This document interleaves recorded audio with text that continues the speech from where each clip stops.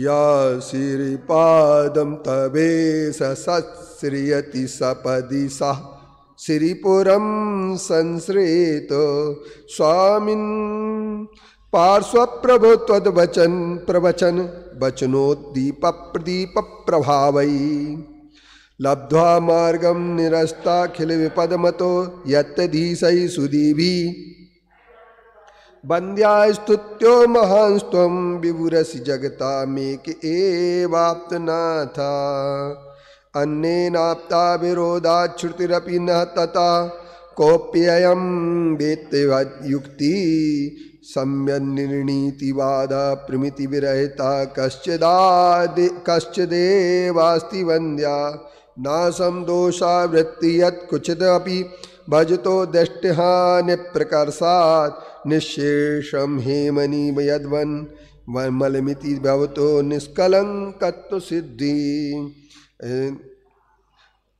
सूक्ष्माद्या समक्षोनुमति भवता विषयता कश्चिदावनावानलादि सत्वं निर्धूत कर्मच्छिति धर्म निवो दृष्टिनिशेष तत्व सत्वा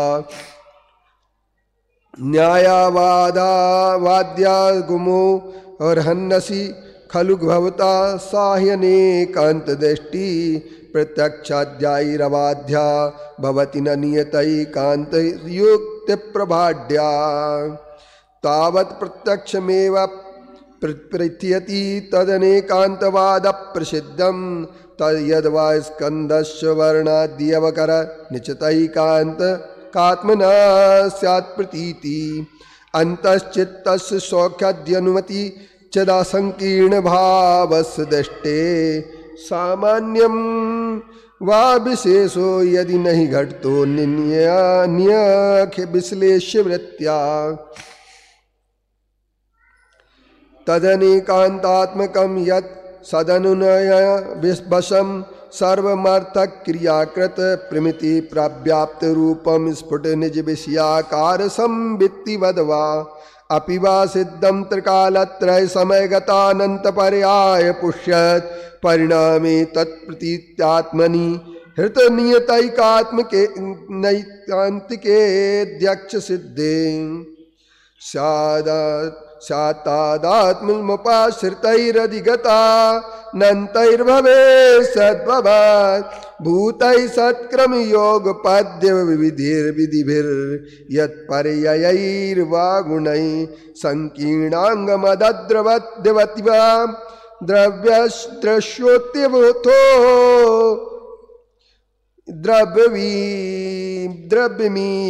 द्रव्यमीत्येतद्धर्मणि धर्मिता तदपरेष्वेवं भवेत् प्रक्रिया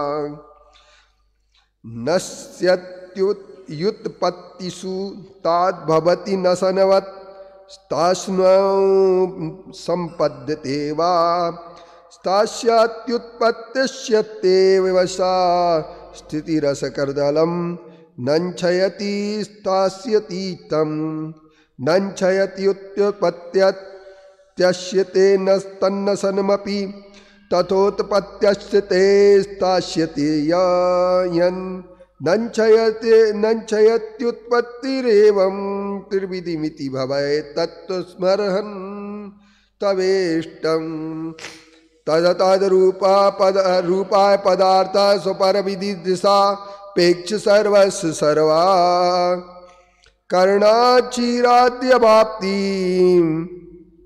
विदधीये घटाद्यस्तु तन्नैते पटाद्या न च पौरसत्यसा पश्चात् भवति न च पुरा निर्व्यपेक्षा स्वभावा तदनेकाकारमेकं सदसदमितमभिमतं सदसदभिवतं तादृगेन्न तादृक् स्याद्वादे सप्तभंगी नैयुजुषी विधिर्विधिनिर्धराणाभ्यां हि वास्तवा रूढ़ं सत्त्वेतरात्मक मनीयम दिशां लक्ष्यतेऽर्थक्रियाकृत स्वर्णादेर्कथञ्चिदसत् सत् इहे भवति स्यादरु स्वरूपान्तराप्ति प्राया पूर्वोत्तरा कृत्यपगम जनन द्रव्ययोक्तं हि वस्तु स्यादस्ति सुचतुष्टयादितरता स्यान्नास्तिपेक्षाक्रमात् स्यादस्ति च नास्ति चेति युगपत् सा स्याद्वक्तव्यता तद्वत् स्यात् पृथगस्ति नास्ति युगपत् स्यादस्ति नास्त्याहिते वक्तव्ये गुणमुख्य भावनीयता सात सप्तभंगी विधि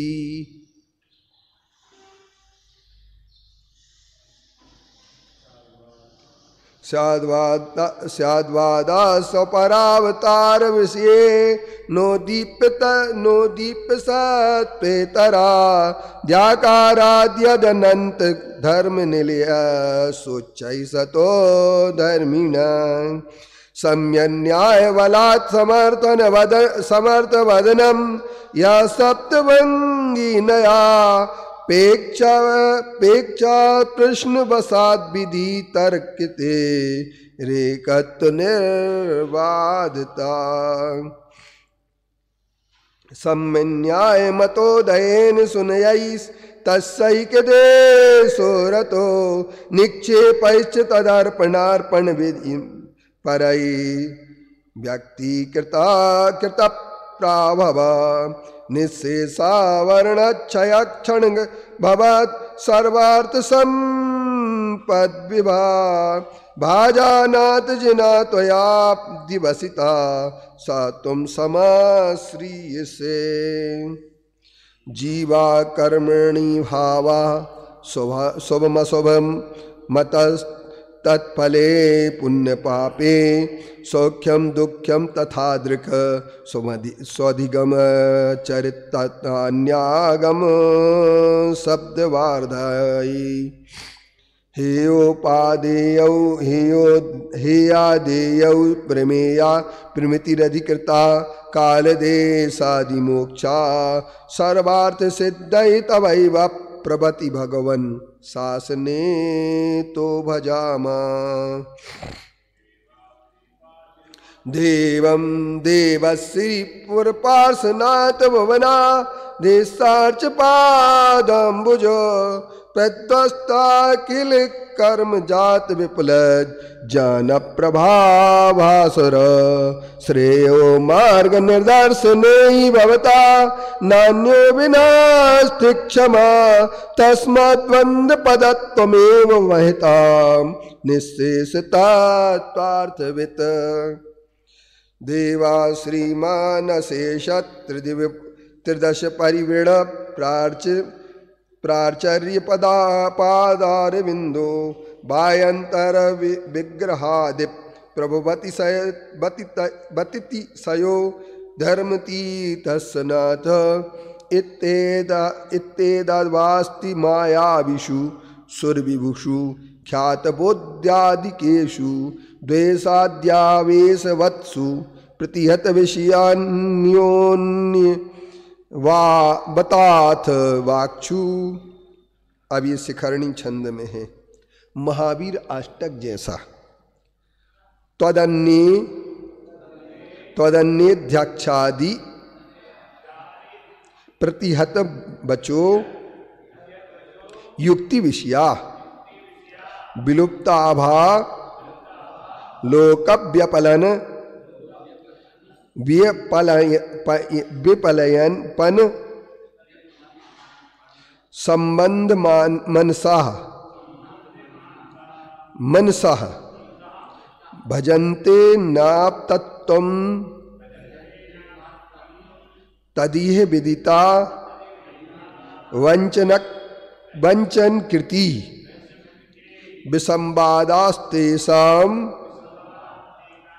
विसंवादस्तेषां प्रभवति तदार्था परिगते तदन्येध्यक्षादि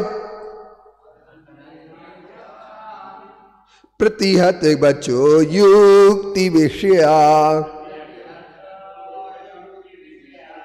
विलुप्ताभालोक व्यपलन पन संबंध मनसा भजन्ते नाप्तत्वम् तदीय विदिता वंचना कृति विसंवादस्तेषां प्रभवति तदार्था परिगते त्वदेन्नेद्याख्यादे दिप प्रतिहत वचो युक्ति विषया विलुप्ता भालोका व्यपलपन संबंध मनसा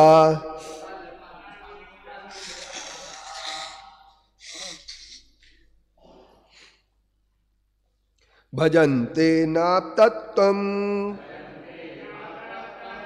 तदीय विदिता वचन कृति वंचन कृति विसंवादस्तेषां प्रभवति तदर्था परिगते। अब देखिए, आप लोगों को थोड़ा सा इस पर ध्यान देना है। परिगते से शुरू होता है तो कहते हैं, हे देव, आपसे जो भिन्न है न आप तत्वम, जो कपिलादिक हैं उनके उपदेश प्रत्यक्ष आदि प्रमाणों से बाधित हैं। अब वो कहते हैं त्वत अन्य, आपसे अन्न, अध्यक्ष आदि प्रतिहता। अध्यक्ष माने होता है प्रत्यक्ष, प्रतिहत माने बाधित हैं।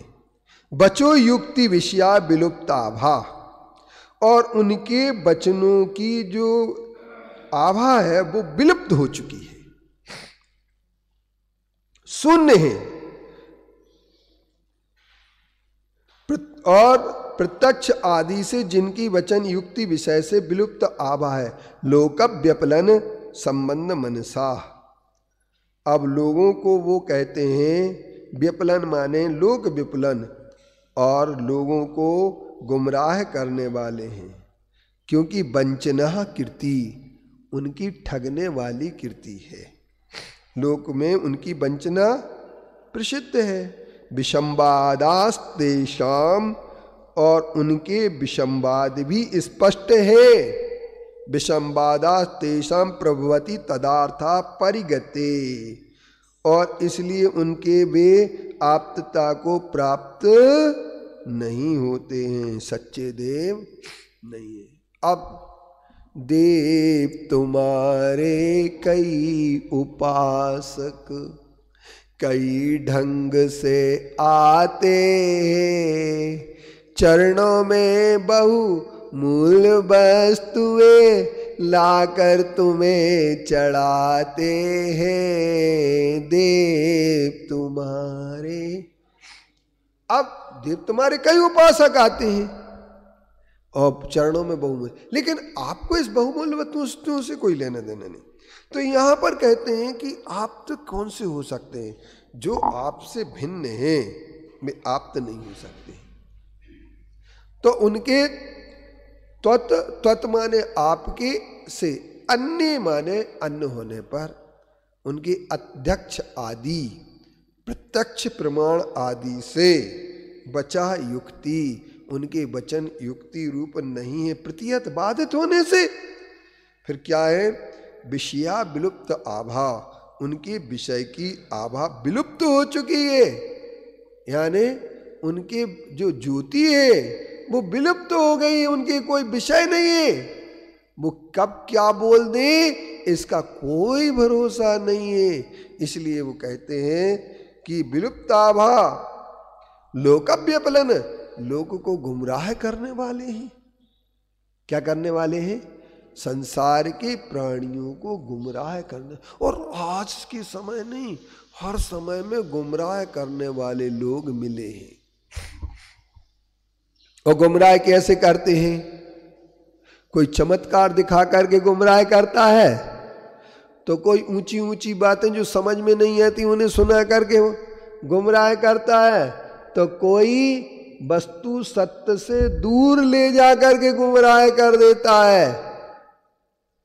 एक बात में अभी इतिहास को मैंने शुरू किया है, जैन हमारे गौरव हमारा इतिहास एक सीरियल चल रहा है इस सारथी समूह के माध्यम से, और इस हमारे गौरव हमारे इतिहास, जब हम एक चीज पढ़ रहे थे, मैंने पट्ट महादेवी शांतला उपन्यास को पढ़ा 4 भागों में सन 1993 में। कितने साल हो गए? 27 साल हो गए।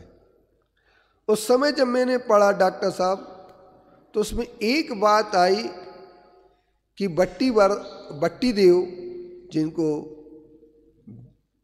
हम विष्णु वर्धन कहते हैं, होयसल वंश के बहुत बड़े राजा हुए हैं, और वो उनकी शादी शांतला के साथ होती है, एक लक्ष्मी के साथ भी हो जाती है और 2 और के साथ हो जाती है। तो जब उनकी एक लक्ष्मी के साथ शादी होती है, तो शांतला की स्वीकृति लिए बिना ही शादी हो जाती है। शांतला इस पर कोई अफसोस महसूस नहीं करती है। वह एक बात कह देती है कि ये राजा हैं, इनका निर्णय लेने का अपना अधिकार है, मुझे इसमें कोई बुराई नहीं। लेकिन वो लक्ष्मी जो थी, बाकी सब रानियां जैन धर्म मानने वाली थी, लेकिन लक्ष्मी वैष्णव धर्म की मानने वाली थी। और उस लक्ष्मी की जब शादी हो गई, तो उसकी लड़की एक दिन बीमार हो गई, तो एक वैष्णव गुरु आए और उन्होंने एक भस्मी जैसी निकाल करके दी, और वो लड़की ठीक हो गई। जब वो लड़की ठीक हो गई, तो बस बट्टी देव ने, अर्थात विष्णुवर्धन ने, उस दिन से अपना वैष्णव धर्म मानना शुरू कर दिया। पहले उनका बट्टी देव नाम था, फिर उनका नाम विष्णुवर्धन बन गया नाम, और उन्होंने जैन धर्म को धीरे धीरे छोड़ने का प्रयास किया। लेकिन शांतला जैन धर्म के मानने वाली थी, उसने जैन धर्म को अपनाए रखा, और उसकी समाधि श्रवण बेलगोला में हो गई। और उसे ये लगा, उसका लड़का भी, उसने अकेले जाके समाधि ले ली, किसी से कोई बात नहीं की। तो ये राजा महाराजाओं का जो है, कब धर्म बदल जाए इसका भी कोई भरोसा नहीं था। सम्राट अशोक मौर्य पहले जैन धर्म अपनाए हुए था और जैन धर्म को मानता था, इसके प्रमाण मिलते हैं। इसके बाद वह बौद्ध धर्म से कब जुड़ गया ये पता नहीं। अब मेरे कहने का, जितने भी हमारे राजा महाराजा हैं जो जैन धर्म को अपनाते हैं, उनके इतिहास को हमने कभी देखा नहीं, क्योंकि हम इस बात के लिए बहुत कम समझते हैं। प्रायः इतिहास तो बहुत कम लोग पढ़ते हैं, और यदि जो पढ़ भी लेते हैं तो वो क्या सोचते हैं, तो हमारे आचार्य जिनसेन जी इतिहास के बहुत बड़े विद्वान हुए, जिन्होंने आदि पुराण लिखा है। उन्होंने इतिहास की परिभाषा दी, हास इति, अर्थात हासति इति हासा, जो इति माने व्यतीत हो चुका है, उसके संबंध में जो कथन किया जाता है, जो बताया जाता है, वह इतिहास कहलाता है। और इतिहास 2 प्रकार का होता है, एक पौराणिक इतिहास होता है, एक प्रमाणिक इतिहास होता है। जैन धर्म के 21 तीर्थंकर प्रारंभ के जो हैं वो पौराणिक इतिहास में उल्लेखित मिलते हैं, लेकिन नेमिनाथ, पार्श्वनाथ और महावीर स्वामी प्रमाणिक इतिहास में मिलते हैं। अब हमारे सामने ये बात आती है कि हमारे जो 24 तीर्थंकर हुए हैं, इन 24 तीर्थंकरों में एक आप्तपना रहा है। इन्होंने किसी को गुमराह नहीं किया, और गुमराह करने के लिए लोग बहुत ज़्यादा तैयार है। तो मैंने कहा ना, अंधविश्वास जो होता है, हमारे भारत देश में अंग्रेज कब आए मालूम है आपको? जहांगीर एक बादशाह था, उसकी बालिका का स्वास्थ्य खराब हुआ, एक अंग्रेज ने आकर के उसे दवाई दे दी और वो ठीक हो गई। उसी दिन से अंग्रेजों के लिए जहांगीर ने सब कुछ काम देना, ईस्ट इंडिया कंपनी को जगह दे दी, ये कर दी, वो कर दी। धीरे धीरे धीरे धीरे धीरे करते करते करते करते भारत देश में अंग्रेज स्थापित हो गए। कौन स्थापित हो गए? अंग्रेज स्थापित हो गए। और जहांगीर तो मर गए, मीर कासिम पैदा हो गए, और भी कई पैदा हो गए। यानी इसका मतलब भारतीय लोगों पर अत्याचार का क्रम अगर कहीं से शुरू किसी ने कराया तो हमारे ही आदमी ने कराया, क्योंकि जो खुद अत्याचारी थे वो अत्याचारियों को ही बागडोर सौंपते थे। क्योंकि बहुत सारे बादशाह या नवाब जो होते थे वो अय्याश होते थे, खाना पीना ऐश करना। अब उनके लिए राज घराने में, राज दरबार में रोज चाहिए कोई ना कोई, उनके लिए रोज चाहिए, कहाँ से लाएं? तो और समय अगर राज उसमें देंगे तो अपने ये सब छूट जाएंगे। इसलिए वो क्या करते थे, सामंत बना देते थे, जागीरदार बना देते थे और दूसरे नवाब बना देते थे। वो उनके लिए एक ही बात कहते हैं, हमें इससे कोई लेना देना नहीं, तुम तो 2 लाख रुपया 2 लाख दीनारे हमारे लिए दे दो, तुम कैसे वसूल रहे हमें कोई मतलब नहीं। तो वो क्या करते थे, अत्याचार करते थे। अकाल पड़ गया फिर भी लगान वसूल करेंगे। ये आनंद मठ फिल्म जो बनी है, जिस आनंद मठ उपन्यास के आधार पर बनी है, वो आनंद मठ में ही वंदे मातरम का गीत शुरू हुआ था। तो हम लोग जो है ना गुमराह कहां से हो जाते हैं और कैसे हो जाते हैं, इस पर तुम्हें सोचना पड़ेगा। हम महावीर की सच्चे स्वरूप को मानते मानते न जाने किसके साथ कैसे बोलने लगते हैं। क्योंकि जितने भी 363 मत चले हैं वो सिर्फ इसलिए चले, उनकी देन है जो गुमराह करना जानते थे। तो इसलिए इन्होंने क्या कहा, त्वदन्य, आपसे अन्य अध्यक्ष आदि से प्रतीयत हैं, जो जिनके अध्यक्ष आदि प्रमाण के से बाधा हो रही है, और जो युक्ति, जिनके वचन युक्ति के विषय से विलुप्त हो चुके हैं। युक्ति का विषय जिनका कोई है ही नहीं है। युक्ति माने तर्क, और तर्क को बोलते हैं न्याय, और इसीलिए न्याय को ही एक और शब्द प्रयोग किया जाता, आनुवीक्षी विद्या। कितनी चीजें हो गई, ध्यान से सुनना, तर्क, युक्ति, न्याय और आनुवीक्षी विद्या, और 5वां एक शब्द और होता, वो होता प्रमाण। ये 5 शब्दों के माध्यम से किसी के वचन की परीक्षा की जाती है, कोई भी विचार के औचित्य की परीक्षा की जाती है। प्रमाण नहीं है रदिगमा, जैन दर्शन अकेले प्रमाण से नहीं करता है, और प्रमाण नय के द्वारा करता है। इसलिए हमारे जैन आचार्यों ने तत्वासूत्र में जहाँ प्रमाण नये रेदिगमा कहा गया है, वहीं पर युक्ति से विलुप्त हो जाने के कारण, ये विलुप्त 2 प्रकार से कह रहा है। विलुप्त आभा, जिनकी युक्ति का अभाव होने से आभा जिनकी विलुप्त हो गई, युक्ति विलुप्त हो गई, और जिनके वचन क्या है, युक्ति विषय के विलुप्त आभा वाले हैं, और लोक को, संसार के प्राणियों को व्यपलन संबंध बनाने वाले मानस वाले, और जिनके क्या होता है, गुमराह करने वाले, व्यपलन मानस, संबंध मानस। अब जो विपलन अर्थात गुमराह करने वाले हैं, और सारे लोग गुमराह हो जाते। किसी को भी गुमराह करने के लिए दो चीजें देना पड़ती हैं, एक भय दे दो और एक लोभ दे दो। क्या क्या? एक भय और लोभ। और आए दिन हमारे जितने भी भारत देश में चुनाव होते हैं उनमें दो बातें ही चल रही हैं, एक भय दिया जाता है, दूसरा लोभ दिया जाता है। और भय और लोभ से लोग जब अपना मतदान करते हैं, भय और लोभ से जब मतदान करते हैं तो सही व्यक्ति का चुनाव नहीं करते। इसी तरीके से जब भय और लोभ के कारण से कोई धर्म को अपनाता है तो बहुत खतरनाक हो जाता है। इस बात को बड़ा सोच के रखना।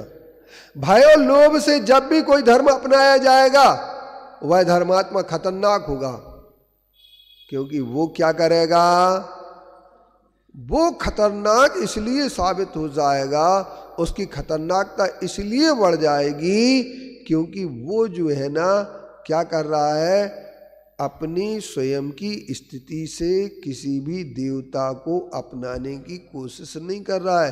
किसी भय आशा स्नेह लोभाच्य कुदेवागम लिंगिनाम प्रणामम विनियम चैवो न कुर्यु शुद्ध दृष्टया। अर्थात हम ये कह सकते हैं जिसने भी क्या किया, भय से आशा से स्नेह से और लोभ से किसी को भी नमस्कार किया है तो वो किसी को भी नमस्कार कर सकते हैं।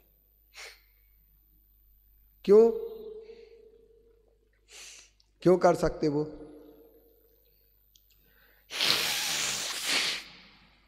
आप गुंडों को जानते हैं? गुंडों को कभी गुंडों से पाला पड़ा? नहीं पड़ा। अरे आपका डॉक्टर साहब, गुंडा क्या चीज होती है? बंदर घुड़की। बंदर देखे तुम लोगों ने?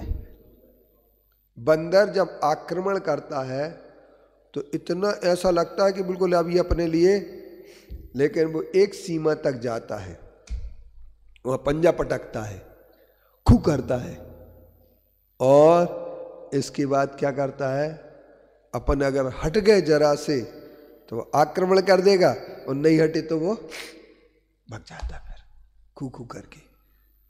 ये कहलाती बंदर घुड़की। इसी तरीके से कोई भी गुंडा होता है वो बंदर घुड़की देता है, और कोई भी संत नहीं है जो और संत के भेष में आ जाता है वो लोगों को अंधविश्वास की बंदर घुड़की देता है। एक सोन कक्ष है बहुत अच्छा, तो एक आचार्य पहुंच गए, उन्होंने लोगों से कहा कि आज पंचामृत अभिषेक होगा। समाज के लोगों ने कहा हमारे मंदिर में पंचामृत अभिषेक नहीं होता। तो एक से बोले तू ज्यादा बोल रहा है, क्योंकि अब बोलेंगे सब तो बोलते नहीं, अब जागाती जी बोलेंगे, अब जागाती बोलेंगे तो क्या करेंगे, उन्हीं को दबाना है, तो कैसे दबाएंगे? ज्यादा बोलता है, बुलाऊंगा अभी पद्मावती, ठीक करवा दूंगा। तो जैसे उनने कहा तो वो व्यक्ति और तेज हो गया, बोले आप तो बुला लो पद्मावती, और जो कुछ भी हमारा करवा सको वो सब करवा देना, बुरा पूरा बुरा करवाना। हम आपका नाम याद रखेंगे कि कोई एक जैन संत आए थे जिनने पूरा बुरा किया, क्योंकि जो भी अच्छा और बुरा होता है वो हमारे पुण्य और पाप से होता है। किससे होता है? जो कुछ भी अच्छा और बुरा होता है वो हमारे पुण्य पाप से होता है, और जब पुण्य और पाप को आदमी समझ लेता है तो वो कहता है कि तुम कुछ नहीं कर सकते हो। स्वयं कृतम कर्म यदात्मना पुरा फलम त्वदीयम लभते शुभाशुभम परेण दत्तम यदि लभ्यते स्फुटम। स्वयं कृतम कर्म निरर्थकम तदा। अगर दूसरे के द्वारा दिए हुए फल को भोगने लगे तो स्वयं के किए हुए कर्म निरर्थक सिद्ध हो जाएंगे। बड़ा भारी तर्क है ये। तो गुमराह करने वाले लोग भय और आशा और स्नेह और लोभ से किसी को भी गुमराह करते हैं, लेकिन जिनके पास भय आशा स्नेह लोभ नहीं होता है वे कभी गुमराह नहीं होते। गुमराह होने का एक ही फंडा है, गुमराह होने का एक ही मात्र यहाँ पर विषय है। तो इसलिए वो क्या कहते हैं कि आप भजनते ना आप्त तुम, वो आप्तता के पात्र नहीं होते हैं, क्योंकि वंचना प्रसिद्धम, लोक में ठगना उनकी क्या होती है, प्रसिद्धि है कि वो लोक में ठगते ही रहते। किसको ठगते हैं? जो मिल जाए उसको ठगते। तो बाबा का वेश बना लिया, घूमने लगे, लोगों को ठगने लगे। लेकिन ठगने वाले लोग जो होते हैं वो क्या होते हैं, लोग में एक बार काष्ठ की हंडी एक ही बार चढ़ती है, दोबारा काठ की हंडी चढ़ती नहीं है। ये बात ध्यान रख लेना बहुत अच्छे तरीके से। किसी भी आदमी को आप एक बार ही उल्लू बना सकते हैं, दोबारा उल्लू नहीं बना सकते। किसी को आप ठग सकते, एक बार ठग सकते, दोबारा नहीं ठग सकते। और मेरा ये विश्वास है कि जो ठगने और ठगाने का काम करते हैं वे ना तो भगवान हो सकते हैं, न संत हो सकते हैं, और न वे विद्वान हो सकते हैं, न वे ब्रह्मचारी हो सकते हैं। समझ गए? इसलिए एक बात का ध्यान रखना, किसी की बंदर घुड़की और दबाव में नहीं आना। अगर सच्चा धर्म आपको पालना है तो सेवा सबकी करना, लेकिन सेवा करेंगे, दादागिरी नहीं सुनेंगे किसी की। और बहुत सारे लोग संत बन करके वो दादागिरी अगर करने लगे, संत बन करके बंदर घुड़कियां देने लगे, संत बन करके लोगों के लिए बंदर मदारी जैसा खेल दिखाने लगे, भी संत नहीं हो सकते हैं। वे क्या नहीं हो सकते हैं? गुंडा कह दो, या उन्हें यूं कह दो कि वे जो है ना सिर्फ मायाचारी करते हैं। मायावी लोग आप्त नहीं हो सकते, देव आप्त नहीं हो सकते। जिनके तीर्थ में परस्पर में विरोध है वे कभी आप्त नहीं हो सकते। इसलिए आप्त है भगवान, जो लोक में ठगी करते हैं वे भी आप्त नहीं हो सकते। जिनके वचन युक्ति युक्त नहीं होते हैं वे आप्त नहीं हो सकते। और जो सिर्फ अपनी महिमा मंडित कराना चाहते हैं, गलत तरीके से प्रभावना करते हैं, वे भी कभी आप्त नहीं हो सकते। न सच्चे गुरु हो सकते हैं, न सच्चे वे भगवान हो सकते हैं। अगर आपको इस बात पर विश्वास नहीं है तो तुम भी ठगो, लुटोगे, पिटोगे, और क्या होगा? जीवन बर्बाद होगा। इसलिए भय, आशा, स्नेह और लोभ से धर्म की ओर नहीं बढ़ना, समर्पण के साथ बढ़ना। क्योंकि वहां पर समर्पण संदिग्ध हो जाता है। हमारे मूलाचार में लिखा है कि यदि कोई आचार्य या साधु के लिए आप भय से नमोस्तु करते हैं तो वह वंदना का दोष है। भय से नमोस्तु नहीं करते हम कि हम इनके साथ में रहना है, या हमारे लिए महाराज जी जो है ना कुछ दिलवा देंगे तो इसलिए नमोस्तु करो, या भय से या आशा से या स्नेह से या लोभ से, तो वो कहते हैं इनसे नमोस्तु नहीं की जाती है। नमोस्तु किस लिए करते हैं? आत्मा के कल्याण के लिए नमोस्तु करते हैं। और कोई भी साधु नमोस्तु करवाने के लिए साधु नहीं बनता है।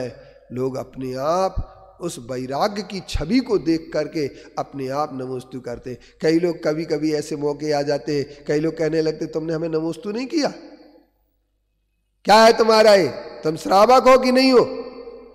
और श्रावक अगर कह दे कि ठीक है महाराज जी आपको जो देखे वो कर लो, हमें जब आप समझ में आ जाएंगे तो हम जरूर करेंगे। तो भय, आशा, क्योंकि आतंक से सम्मान पाना क्या कभी सम्मान है? झुक जाए श्रद्धा से मनुज, सच्चा वही सम्मान है।